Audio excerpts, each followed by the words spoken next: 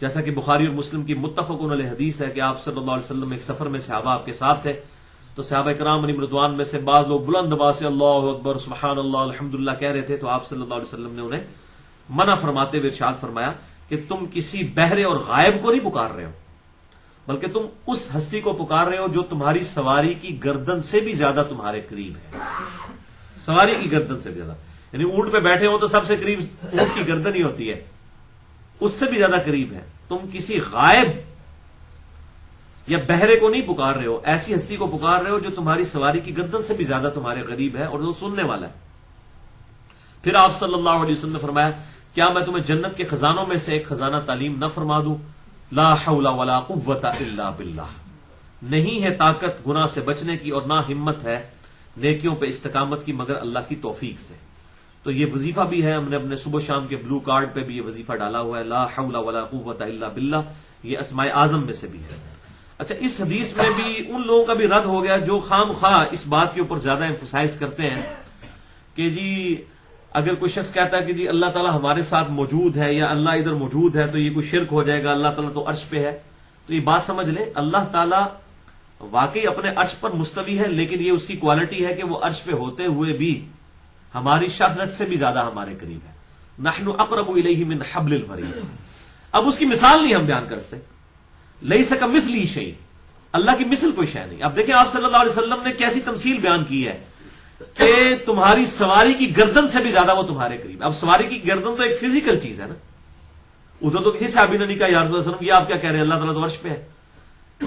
تو اس معاملے میں دونوں طرف سے ایگزیجریشن ہوئی ہے، ایک طرف جو حنفیوں کی طرف سے اور اس طریقے سے یہ مرجیہ کی طرف سے،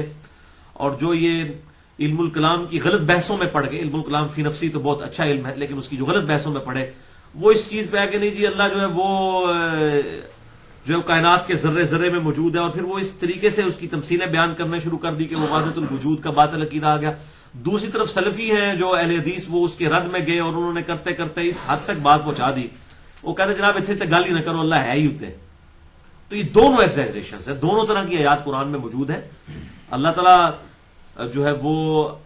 جیسا اس کی شان کے لائق ہے وہ عرش پر مستوی ہے، اور جیسا اس کی شان کے لائق ہے وہ ہماری شہرت سے بھی زیادہ ہمارے قریب ہے. تو یہ دونوں عقیدے بیک وقت ہیں، اور اس کے لیے کوئی تمثیل بیان نہیں کی جا سکتی، کیونکہ اللہ تعالیٰ کے لیے کوئی مثال بیان نہیں کر سکتے. لیس کمثلہ شیء، اللہ کی مثل کوئی شے نہیں ہے، وہو السمیع البصیر، اور وہی سننے والا ہے اور دیکھنے والا ہے. تو یہ بڑا خطرناک معاملہ ہے، اور اس حوالے سے لوگ کتابوں کی کتابیں لکھ رہے ہیں اور اتنی انٹرنیٹ پہ بحثیں چھیڑی ہوئی ہیں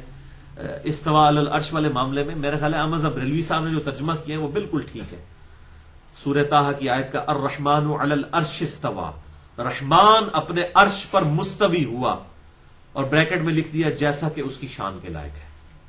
یعنی اس کا بیٹھنا ایسا نہیں ہے جیسے میں کرسی پہ بیٹھا ہوں، اس کے لیے کوئی تفصیل بیان نہیں کر سکتے. اور امام مالک کا اس حوالے سے ایک قول ہے جس کے اوپر پوری امت کا اجماع ہوا ہے کہ امام مالک رحمہ اللہ کہتے ہیں، اور میں نے پورا لیکچر بھی اس حوالے سے دے دیا، مسئلہ نمبر 41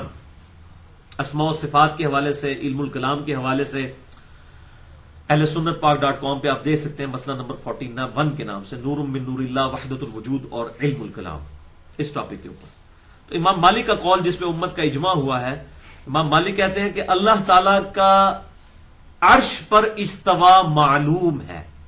یعنی یہ ہمیں قرآن سے پتا ہے کہ اللہ تعالیٰ اپنے عرش پر مستوی ہے. بیٹھا ہوا ترجمہ نہیں کریں گے، مستوی ہے. عربی کو عربی رہنے دیں جیسا کہ اس کی شان کے لائق ہے. کیفیت مجہول ہے، استوا معلوم ہے یعنی ہمارے علم میں ہے، کیفیت مجہول ہے یعنی کیفیت ان نون ہے. یہ ہمیں نہیں پتا کہ ہم اس کی کوئی مثال بیان کر سکیں. اور سوال کرنا بدعت ہے، یعنی اس پر سوال کرنا کہ وہ کیفیت کیسی ہے، یہ بدعت ہے. تو استوا معلوم کیفیت مجہول سوال کرنا بدعت. اب یہ بدعتی ہیں جنہوں نے ان مسئلوں کو اس طریقے سے اٹھایا اور اس بڑے لیول کے اوپر ایک فتنہ کھڑا کر دیا ہے. حنفی جو ہے وہ اہل حدیث کا رد کر رہے ہیں، یہ دیکھو جی انہوں نے اللہ کو قید کر دیا عرش کے اوپر. اور جو سلفی جو ہے وہ ان کا رد کر رہے ہیں کہ یہ دیکھو جی یہ تو کہہ رہے ہیں کہ نالی میں بھی اللہ ہے، نعوذ باللہ، فلاں جگہ بھی اللہ ہے. دونوں نے عجیب و غریب قسم کا تماشا برپا کیا ہوا ہے، حالانکہ اللہ تعالیٰ کے لیے مثال بیان ہی نہیں ہو سکتی. ہم صرف یہ عقیدہ رکھتے ہیں، اور ہم اس حوالے سے عقیدہ جو ہے وہ بھائی دلیل کے ساتھ ہوتا ہے. ہم کسی سلف کی لکھی ہوئی کسی کتاب کے کوئی پابند نہیں ہے، وہ اللہ تعالیٰ کو خود جواب دہ ہوں گے. ہم کتاب اللہ کے پابند ہیں، کتاب اللہ میں دونوں طرح کی آیات آئی ہیں، ہم اس معاملے کو اللہ ہی کو تفویض کرتے ہیں، اور ہم یہ عقیدہ رکھتے ہیں کہ اللہ تعالیٰ اپنے عرش پر مستوی ہے جیسا کہ اس کی شان کے لائق ہے، اور وہ اپنے عرش پر مستوی ہوتے ہوئے ہماری شہرت سے بھی زیادہ ہمارے قریب ہے، ہم سے غائب نہیں ہے، ٹھیک ہے، اور ہماری سواری کی گردن سے بھی زیادہ ہمارے قریب ہے، ہمارے دل کے چھپے ہوئے رازوں کو بھی وہ جاننے والا ہے جیسا کہ اس کی شان کے لائق ہے۔ اور پھر قرآن حکیم میں ہے تم جس طرف بھی جو ہے وہ چہرہ کرو گے اللہ ہی کا چہرہ پاؤ گے، اللہ ہی کا رخ پاؤ گے۔ جب وہ تحویل قبلہ کی آیات سورۃ البقرہ کے اندر نازل ہوئی تو بالکل واضح اس قسم کی آیات پھر سورۃ المجادلہ میں اللہ تعالیٰ فرماتا ہے کہ تم تین نہیں ہوتے کہ چوتھا تمہارا رب تمہارے ساتھ ہوتا ہے۔ اب یہ تو فزیکل ڈیمانسٹریشن ہو رہی ہے نا، یعنی میں کسی کو جی تسی 300 دے چوتھا اللہ کی نال، تو اب آپ اس میں آپ اندازہ کریں کس لیول تک جا کے بات سمجھائیں گے یہ۔ تو اس لیے اس میں بڑی احتیاط کی، تین نہیں ہوتے چوتھا اللہ ہوتا ہے تمہارے ساتھ، تم پانچ نہیں ہوتے کہ چھٹا اللہ تمہارے ساتھ ہوتا ہے، نہ اس سے کم نہ اس سے زیادہ۔ وَهُوَ مَعَكُمْ أَيْنَمَا كَانُوا، وہ ہر وقت تمہارے ساتھ ہوتا ہے تم جہاں کہیں بھی ہو۔ وہ میرے ایک بڑے قریبی دوست ہیں، وہ مجھے کہنے لگے کہ جی انہوں نے کسی سلفیوں کے اسکول میں بچے کو داخل کر دیا، تو انہوں نے جا کے پہلے دن ان کو یہ پٹی پڑھائی کہ اللہ تعالیٰ ادھر کوئی نہیں ہے، آسمانوں کے اوپر ہے۔ کہتے جی اس دن سے اس نے اللہ سے ڈرنا ہی چھوڑ دیا۔ وہ کہتا ہے اللہ تو ادھر ہے ہی نہیں ہے، وہ تو اتنی دور ہے اوپر۔ تو یہ دیکھیں کس طرح ینگ جنریشن کے نظریات خراب ہو رہے ہیں، یعنی وہ بحثیں جو کہ ایک مولویوں کی بحثیں تھیں، علم الکلام کے لوگوں کی، فلاسفروں کی بحثیں تھیں،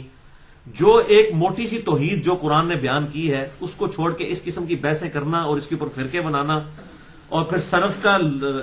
جو راگ لاپتے رہنا، تو بھائی میرے یہ اس طرح کی باتیں کریں گے تو پھر معاملات بڑی دور تک جائیں گے۔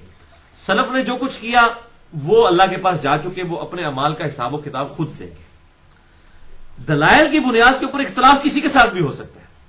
یہ تو علم کی دنیا ہے نا، اور علم کے میدان میں جذبات کی کوئی حیثیت نہیں ہوتی۔ وہ غامدی صاحب کا جملہ مجھے بار بار، یہ بڑا زبردست جملہ وہ بولا کرتے ہیں، علم کے میدان میں جذبات کی کوئی حیثیت نہیں ہوتی، آپ علمی طریقے سے اپنا موقف سامنے رکھیں۔ تو اختلاف ہو سکتا ہے، بڑے سے بڑے لوگوں سے اختلاف ہو سکتا ہے۔ تو بہرحال اس میں احتیاط یہ ہے کہ جو احادیث کے اندر آئی ہیں چیزیں انہی کو ہم حق مانیں اور اس میں اپنی طرف سے انٹرپریٹیشن کرنے کی کوشش نہ کریں تاکہ معاملات جو ہیں وہ بگڑے نہ۔ احتیاط اسی کے اندر ہوتی ہے۔ اور میں اسی لیے میرا جو مسئلہ نمبر 132 بھی استواء علی العرش کے بارے میں میرا ریکارڈ ہوا ہے، اس میں بھی میں نے یہی کہا ہے کہ آپ اس معاملے کو اللہ ہی کو تفویض کریں کہ اللہ تعالیٰ جیسا اس کی شان کے لائق ہے اپنے عرش پر مستوی ہے، وہ ایمان لانا واجب ہے، اور جیسا اس کی شان کے لائق ہے وہ ہمارے ساتھ ہے۔ ہمیں اللہ تعالیٰ قیامت والے دن یہ نہیں پوچھے گا کہ آپ نے اس کی تفسیر کیوں نہیں بیان کی ہے، کیونکہ امام مالک کا قول حنفی بھی پیش کر رہے ہیں سلفیوں کے رد میں اور سلفی حنفیوں کے رد میں، کہ امام مالک کہتے ہیں کہ اللہ تعالیٰ کا استواء علی العرش معلوم ہے، ایمان لانا اس کے اوپر واجب ہے، یہ معلوم ہے، کیفیت مجہول ہے اور سوال کرنا بدعت ہے۔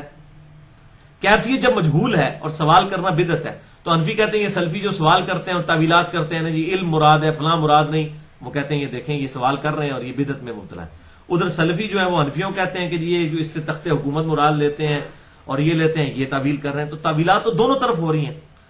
اور اس میں احتیاط یہی ہے۔ اور میں اس میں کریڈٹ دوں گا جماعت الدعوہ کے جو امیر ہیں حافظ سعید صاحب، انہوں نے کتاب لکھی ہے عقیدہ اور منہج کے نام سے، باقاعدہ انہوں نے یہی جملہ میرے والا لکھا ہے کہ ہم اس تکلف میں نہیں پڑھتے کہ اللہ تعالیٰ کا استواء علی العرش کس کیفیت میں ہے اور ہمارے ساتھ معیت اس کی کس کیفیت میں ہے، یہ ہم اللہ ہی کے سپرد کرتے ہیں۔ تو یہ معاملہ بڑا آسان ہے اس معاملے میں۔ تو باقی اب پھر تفصیلات کرنی شروع کر دی جائیں تو بخاری مسلم میں حدیث ہے اللہ تعالیٰ جو ہے وہ آسمان دنیا پر نزول فرماتا ہے، تو اب آگے کوئی سوال کرے جب آسمان دنیا پہ آتا ہے تو پیچھے کیا عرش خالی ہو جاتا ہے، تو اب اس میں کہیں گے جی کوئی نہیں، اب اس طرح کی ڈیٹیلز کون بیان کر سکتا ہے؟ پھر صحیح مسلم سے حدیث پیش کرتے ہیں، ایک لونڈی سے پوچھا کہ آپ صلی اللہ علیہ وسلم نے پوچھا کہ این اللہ، اللہ کہاں ہے؟ تو اس نے جو انگلی سے آسمانوں کی طرف اشارہ کیا، تو چلیں یہ انگلی سے آسمانوں کی طرف، تو پاکستان میں اگر میں انگلی سے اوپر کی طرف اشارہ کرتا ہوں تو میرے قدموں کے ایگزیکٹ نیچے